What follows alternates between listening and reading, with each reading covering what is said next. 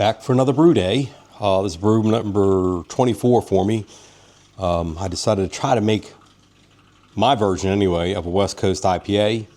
I'm doing it in honor of my son, who decided to take a job out in Portland, Oregon. He starts next month, but I'm going to call this one the Oregon Trail. Go West, young man.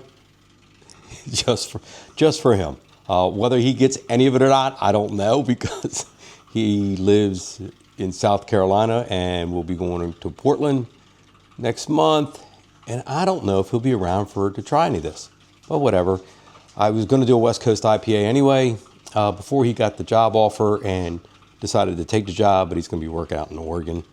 Went there a couple weekends ago. I only got to spend a weekend in Portland.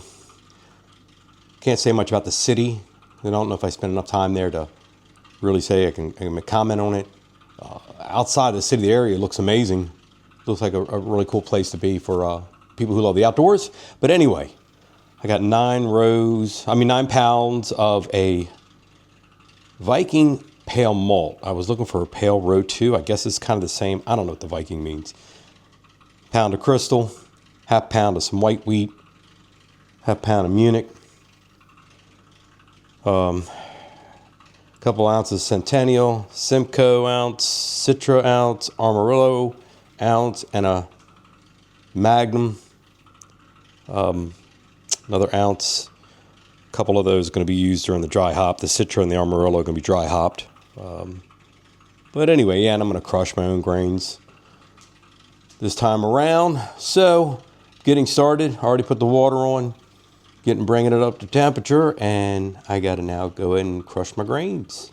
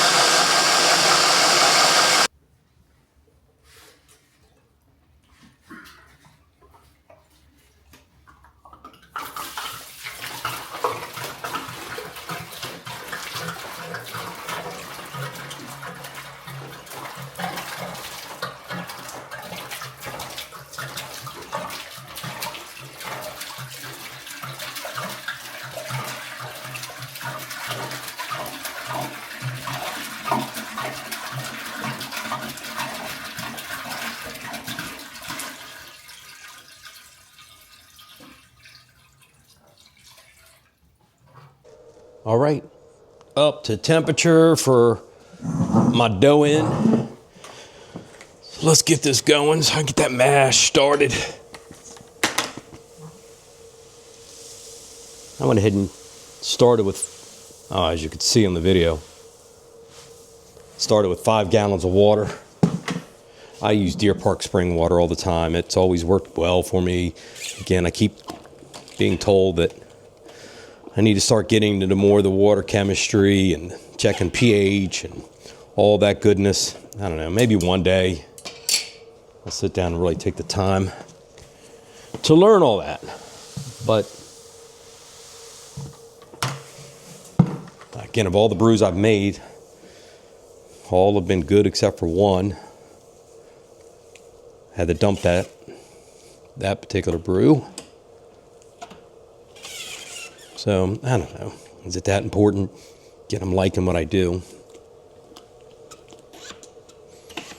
Oh boy, no dough balls, no dough balls.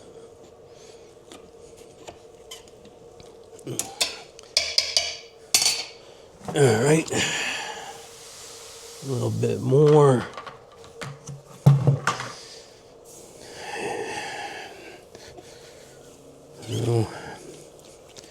Get this baby stirred up and get that clock a-ticking on the mash.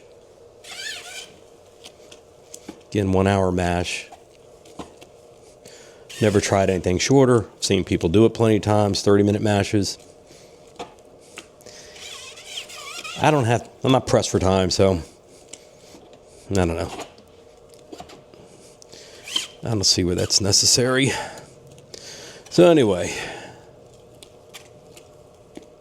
all looks nice and mixed. Get this pump started. Help if I open that. Anyway, there we go. We're set for an hour mash. Till then.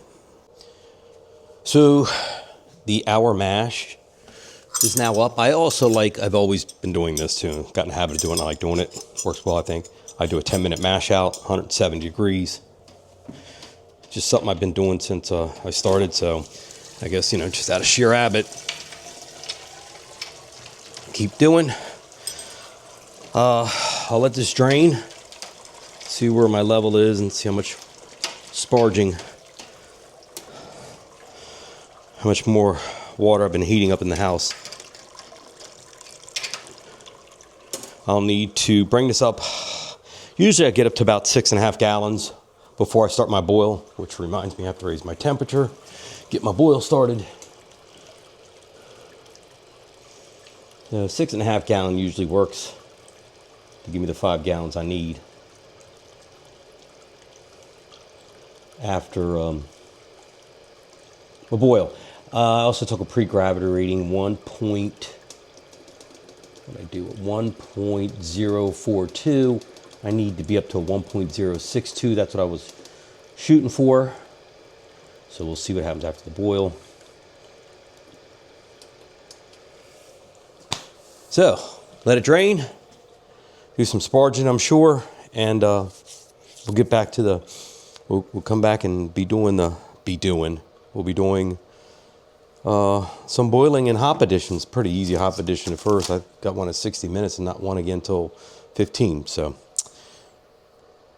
in a few minutes. All right, so I got my boil going. As I might have said before, it's the one drawback to this 110 system. It takes a little while to get up there, but I get a 60-minute hop addition, which is an ounce of Magnum. And I don't do anything again until I add some my Whirlfloc and nutrients, I believe. No, I got a 15-minute hop addition.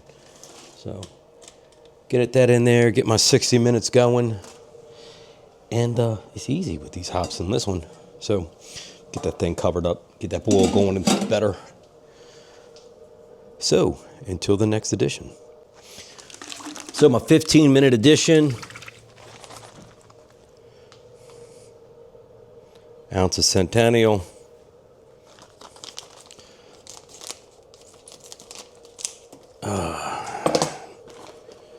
Got here.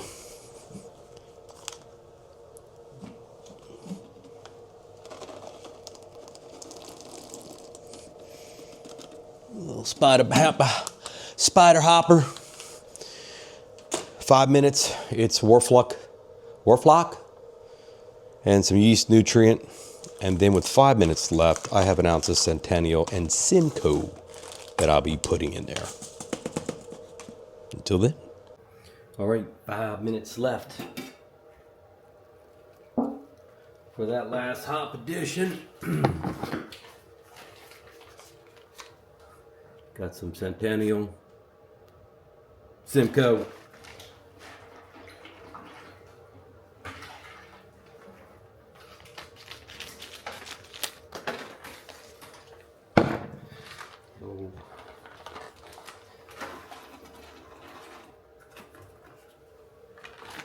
Turn this off in 5 minutes. Start running that counterflow chiller. Cool it down. Ready to go. All right, cut the heat. It's time to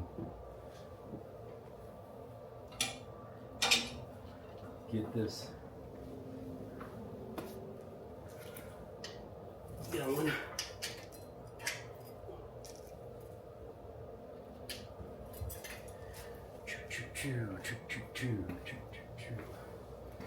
Get this cool down going right now. We're at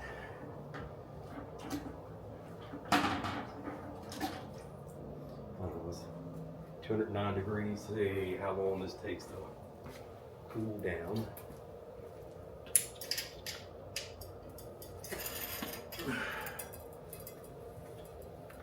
And I forgot my clamp in order to clamp down the hose on the side.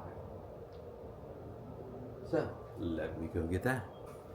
All right, well, let me try to get this started again. That's good. Walking from the camera's good.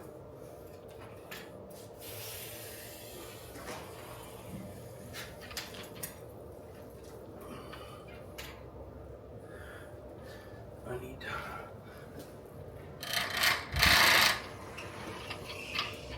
move forward. Maybe go there. Open up, get the, all right, get the pump going.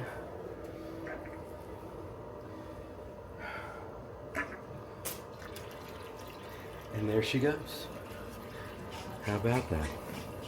Well, that's incredible. That's my, I gotta move that. She's not happy sitting that way.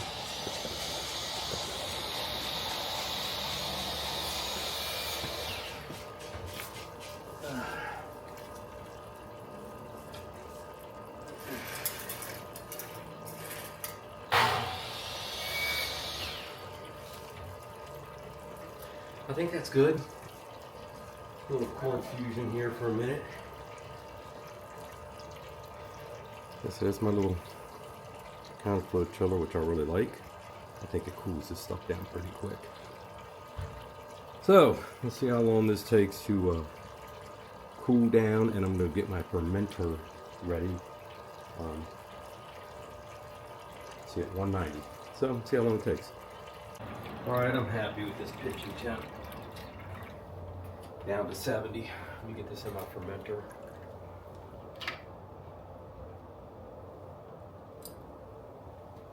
This going in my fermenter, and I'm gonna grab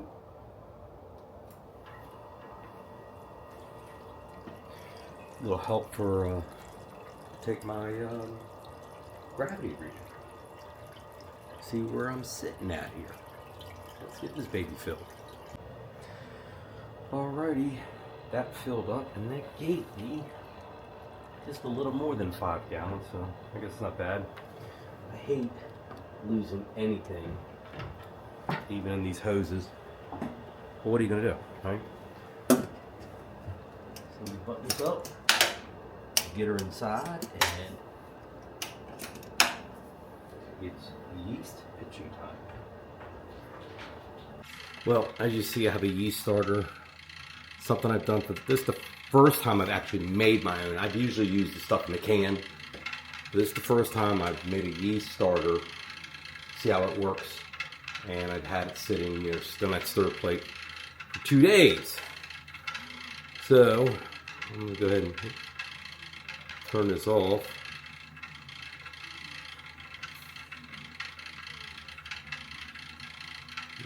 Once again, I'm manipulating by the phone, so bear with me here.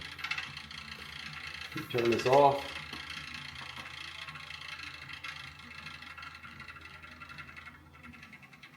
And I'm gonna aerate just a little bit with my little paddle here. And I'm getting out a bucket of sanitizing solution, but I try to do this every time now. I don't know. I guess it helps. Instead of me trying to pick it up and shake it.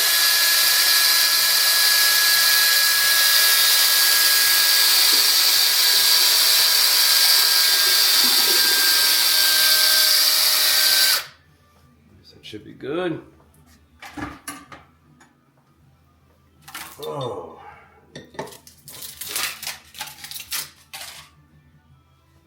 Yeah, that's. Let me get my little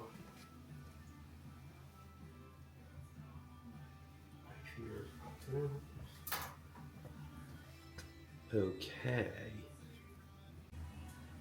Don't know how well that's showing up. Starting gravity is, I think, just over 1.054. Maybe it's a 1.055.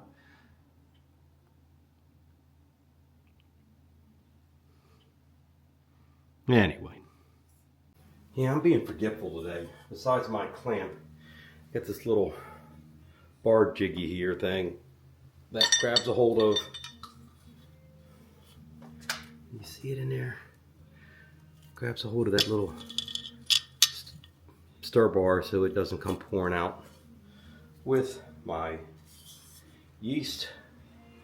So